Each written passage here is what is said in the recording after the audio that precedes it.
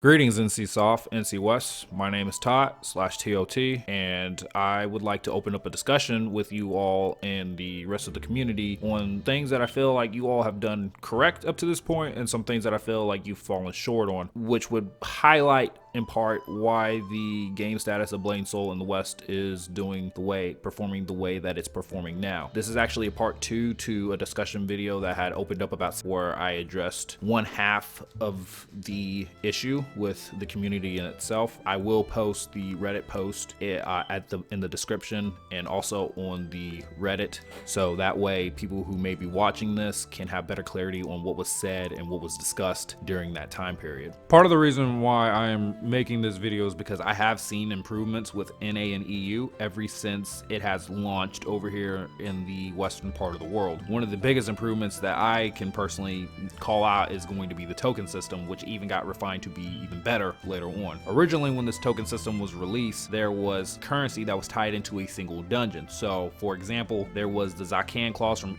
Ebon Drake's Citadel, there was the Lord of the Infernal Horns from Desolate Tomb, there was the Acromore Wings from Naryu Foundry, and then there was the Hands of Xanos from Naryu Sanctum. You all took those currency items and you converted it into one, allowing players to cover a wide variety of dungeons to work toward the same particular legendary item in the respective dungeon range. I think this is great as it gives players a little bit more variety on what they can run in a day's time, and they can still work toward currency, working toward a particular legendary item. As an extension off of the token system comment that I had made earlier in this video, I'm also appreciative that you all, NC Soft, NC West, continue to consolidate down old currency and combine that into a single currency. I cannot express to you how thankful my inventory is and other players' inventories is. Just as an example, Blade & Soul Korea, they still have Ascendant Stones and Dragonforge fragments, while we do not have that same currency because it's all been converted into one. Again, super thankful for that. Another thing that I'm thankful for is that Blade & Soul Korea really is not that far ahead of Blade & Soul NA and EU. There are some MMOs out there that if you compare the original game to all of the other clients, the parent or original game client ends up being like a year plus ahead, and I'm glad that relationship is not the case when you compare NA EU status with KRs. So continue to keep up the good work on keeping the clients fairly close to each other. The customization of coloring for a lot of the newer costumes that have come out in Blade & Soul, I think this is a great system to implement to help give a little bit more variety to the outfits that you all release in the game. And I recall specifically, especially during the first 2 years, there were quite a few costume designs that were either in-game or through Cash Shop that had like multiple color schemes for them pretty much. So this basically cuts out a lot of that and allowing players to have more control over what color they would like their costume to have. I would like to briefly mention the removal of RNG loot in raids like Black Tower, Vortex Temple, Twilight Temple, Eternity Temple, and etc. At this point in the game, this is going to help speed up progression, and there's no longer any loot that would end up being wasted. Players can freely bid on things, and it's not class specific like it was in the past. Now, back in the early days of Blade & Soul, the RNG nature of the looting system was probably more acceptable because we had fewer classes, but obviously going into the future, this system is very archaic, especially as you continue to add more and more classes to the game, so I am very happy this has been addressed. Another thing that I think has been significantly improved with Blade & Soul since its Western release is the removal of a large portion of the bots. I remember in year 1, Arena had a really bad bot problem, and you eventually all remedied that, even though it did take you guys a while to do that. So for the most part, bots aren't a problem in Blade & Soul anymore, other than the ones that are spamming some site, which is very easy to block them and move on. Finally, the last reason why I am making this video is because in my biased viewpoint, Blade & Soul has the best combat out of any MMORPG out there on the market, present or past. Now there are other martial arts / wushu style games out there that have tried to copy the Blade & Soul formula, but those games fail because they either lack the depth that Blade & Soul has, or they lack the fluidity that Blade & Soul's combat has. In fact, I could even make the argument that Blade & Soul is the closest thing that you're going to get to a fighting game without being a straight up fighting game. You have stand-up game, you have ground game, there's stuff that can be sidestepped and punished, there is aerial juggling. All of these things are very common traits in a fighting game. So I do believe that Blade & Soul can still improve, and I just want to express why these improvements may not turn out very well for NA and EU in the long run due to some past decisions and due to the current climate of the situation.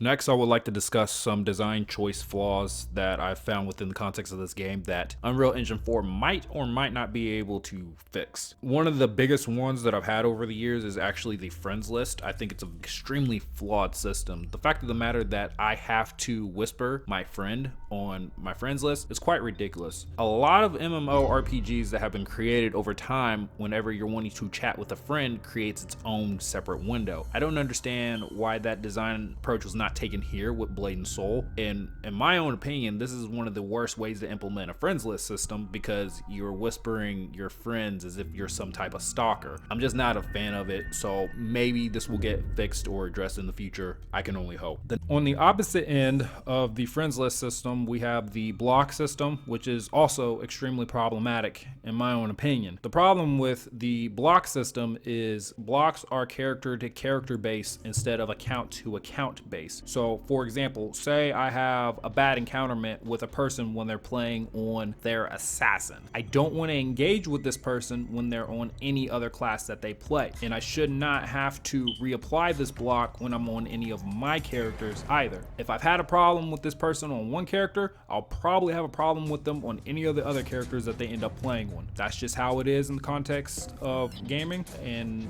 this is why I feel like an account to account based block would be a lot more beneficial than a character to character block. Next thing that I have issue with is the experience charms. Now these have started to become a lot more common since you all have implemented the daily login reward system for players being logged into the game for a certain duration of time. I have a screenshot here to better illustrate my point that I would like to make. In the screenshot, I have over 1,000 of the green experience charms. I can only obtain 30 of these at one time. Why is there not an option here to be able to acquire all of this item at one point in time? Is this a design limitation or is this something that's in the code? I don't know, but it's extremely tedious when I can only take 30 of these out at a time. What makes this even worse is whenever you go into the transmutation window and you want to try to consolidate these experience charms, you can only do this process one at a time. I don't understand why there's not a bulk option available here, because it seems like you should be able to implement it, especially since you do have that option available for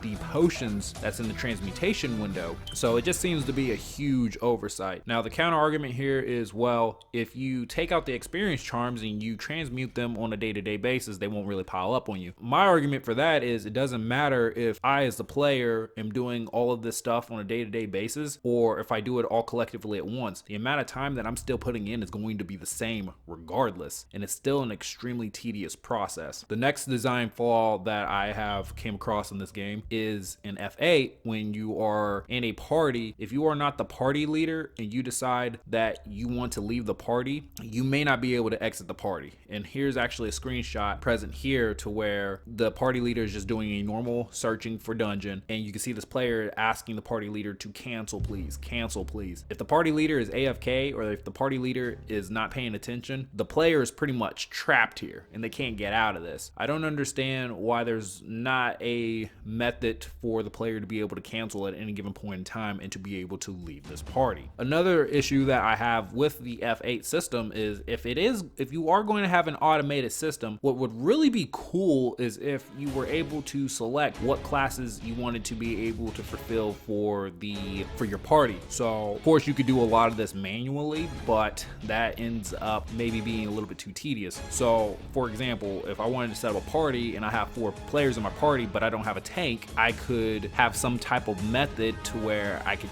make check marks and say, hey, I want a KFM, I want a BM, or I want a warrior, so we can have a tank. This type of recruiting, if this was implemented into the game, would actually be very helpful, especially for newer dungeons and certain specific older dungeons such as Ramsec Treasury, for example, to where a decent party comp actually comes in handy. Very briefly, I will cover dungeons and raids from a mechanical standpoint. Blade and Soul has a very long history way of nerfing dungeons and raids to make them more accessible for their player base, and also as the content gets older and newer content comes out just in general. A big part of the problem that I have on a personal level is whenever there are dungeons that get nerfed from a mechanical standpoint, I can never have that same experience as the players that were geared enough to do that content when that dungeon or that raid came out. Now, I understand that there is a gear requirement for these dungeons and a DPS check and things along those lines. However, I might not be ready to do that content at that particular point in time. That doesn't mean that you should punish me and rob me of an enjoyable experience from a mechanical standpoint. I cannot speak for everybody, but I enjoy learning the mechanics of a dungeon. I find it to be very challenging, and when you all decide to nerf a boss in a raid or in a dungeon to the point to where you can face roll it, a lot of the challenge is taken away from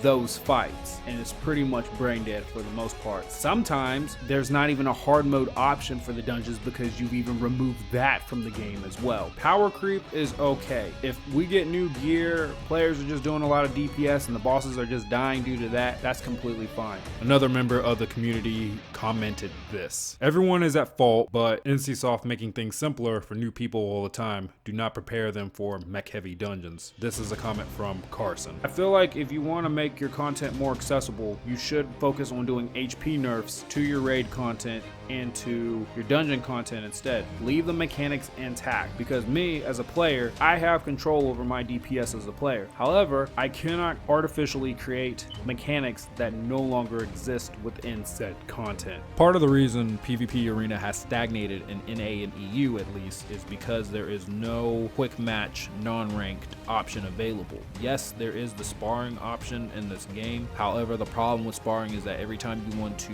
have this type of match, you have to key in the character's name. There's a lot of fighting games that come out in this day and age that have a non-ranked quick match system to where players can fight up against random people at will, and they don't have to worry about losing rank or anything along those lines. This is a great way for players to test out different things, figure out what works and doesn't work without having the stress or hassle or anger or anything along those lines that would be tied in with their rank. The other reason why I feel like PvP Arena has stagnated to the degree that it has is because there are some players in our player base that create multiple characters of the same class and hold multiple top 10 spots. Now, they are not breaking any rules technically, and they are free to do this, but the reality is that this ends up being very discouraging for other players that may only have a single character under a specific class, and they're no longer competing for, like, say the number 2 or the number 3 spot. They may be competing for like 7 or 8 because one person is taking up multiple slots in the top 10 position.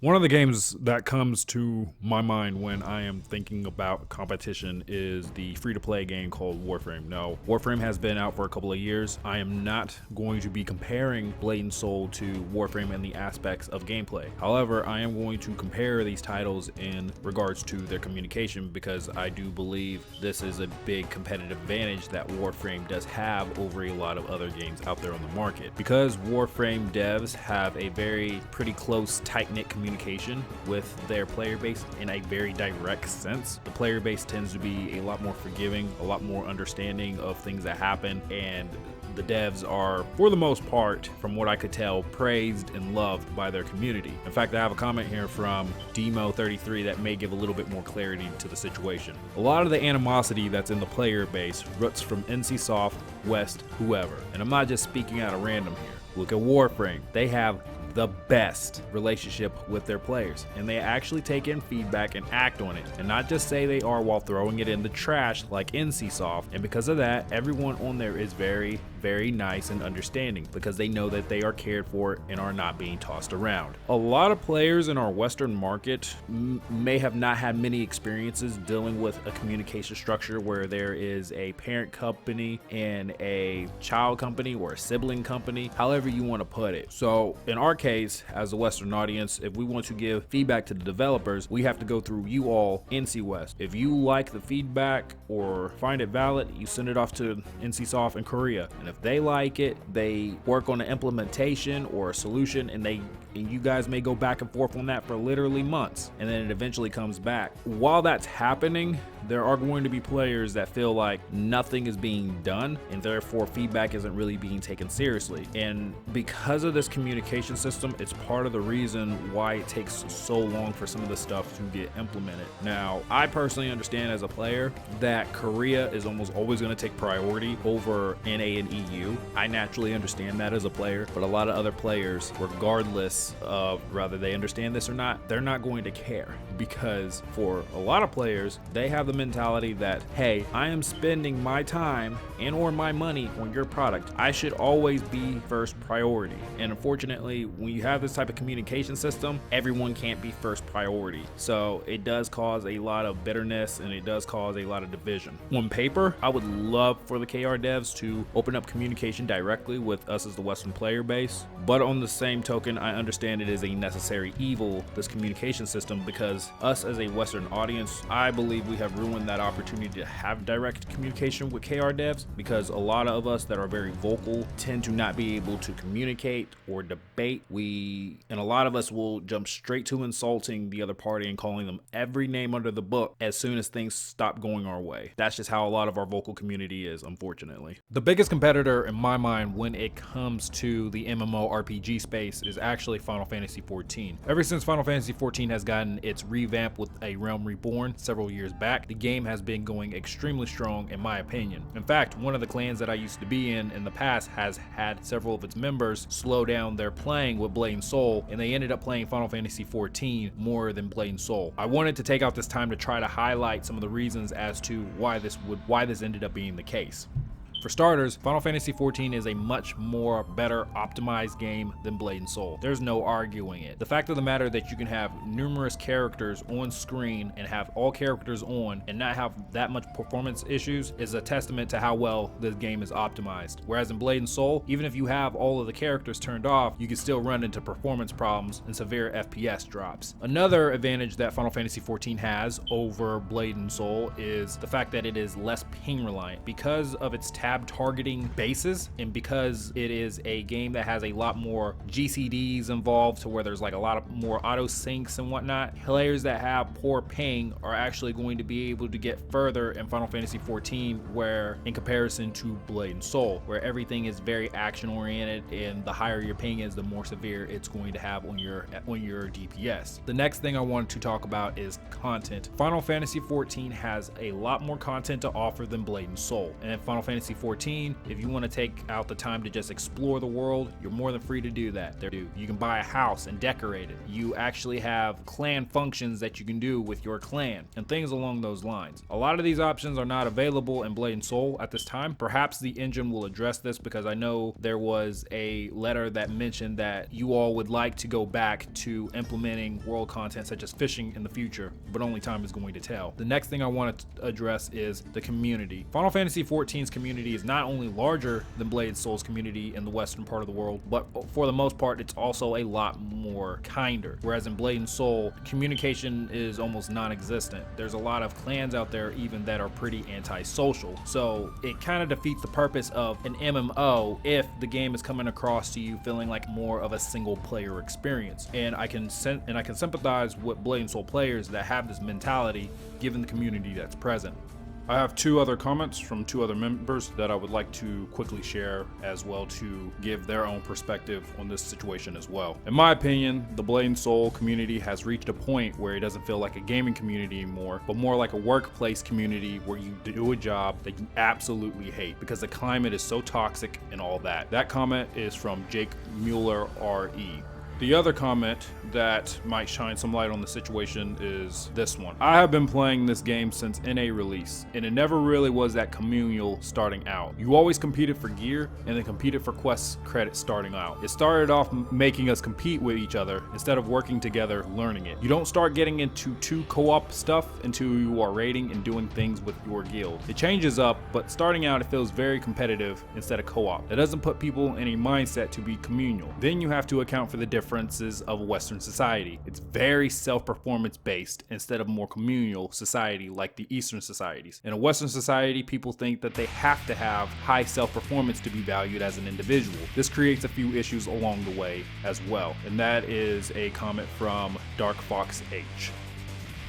Finally, my last argument that I would like to make as to why Final Fantasy XIV is outperforming Blade and Soul currently is because of the long-term cost. Now, someone could make the counter argument that Final Fantasy XIV has a subscription, and with Blade and Soul, I can play this game for absolutely free. That is true. However, I am going to give you a realistic lowball scenario to help better make my point, since some of us like to do math. So, in Blade and Soul's case, say hypothetically there is a player that spends $50 per trove. There is 4 troves per year, so that ends up being $200. I did the math, and say if a player was to play Final Fantasy XIV for all 12 months, every subscription month is going to be $13.99, or $14, just rounding that up. So, that's going to end up being about $168. Now, there's an expansion that comes out every other year.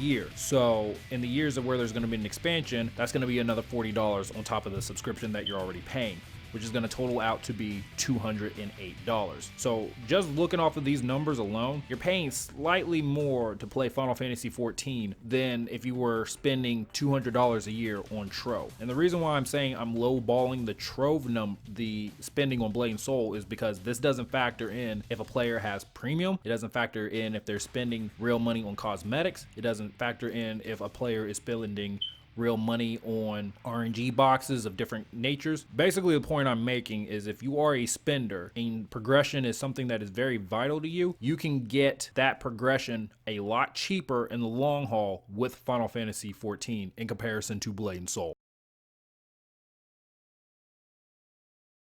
In conclusion, Blade and Soul, in my opinion, could have easily been a top tier MMORPG. The combat is definitely there, and there's the formula of a skeleton of a top tier MMORPG. However, MMOs are graded and based on the entirety of their product, not singular parts. And when Blade and Soul has the number of issues that it has, it just cannot be a top tier MMORPG like it should be. Even under the best case scenario that Unreal Engine 4 was able to address all the design flaws, the optimization problems, and complaints that other players have had, including myself, the ending fate of NA and EU is still going to be in vain regardless, simply because of its community. Unreal Engine 4 cannot address the community issues that are at hand. You might be able to restore the blade, but never the soul. This is Todd. Thank you for listening. You be safe.